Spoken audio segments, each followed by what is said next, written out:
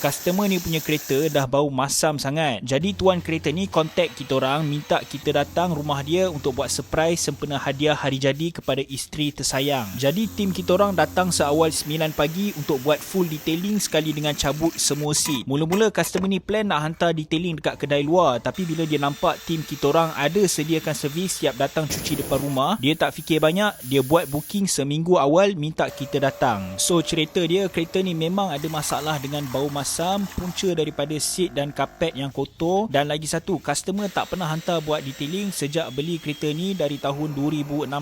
Dalam package full detailing kita orang ni dah termasuk sekali dengan cuci kapet dan cuci seat sampai bersih, cuci dashboard, dan paling penting sekali boot belakang, tempat favourite lipas bertelur. Untuk bahagian eksterior pula, korang akan dapat premium car wash, cuci tayar lebih kurang 5 ke 6 minit kita cuci satu tayar, dan paling penting sekali korang akan dapat sekali dengan protection cat kereta, waxing sealant. Untuk pengetahuan korang, mail detailing kita hanya cover sekitar kawasan Kuala Lumpur dan sebahagian Selangor sahaja. Satu kereta siap anggaran lebih kurang 6 ke 8 jam. Yes, betul, memang lama. Korang boleh pergi dekat Google, search mail detailing, boleh baca review kita, ada lebih kurang 305 bintang review. Kalau korang berminat nak buat servis macam dalam video ni, boleh klik link dekat bio profile kita orang. Situ korang WhatsApp, isi details, nanti kita akan share kalender dan korang boleh tengok tarikh yang available. Aku nak minta tolong korang untuk komen bagi rating 1 hingga 1000 dengan hasil cucian yang korang tengok. Rasa-rasa berbaloi tak servis macam ni, siap datang cuci depan rumah lagi. Jangan lupa untuk like, komen dan share video ni dengan kawan-kawan korang. Terima kasih.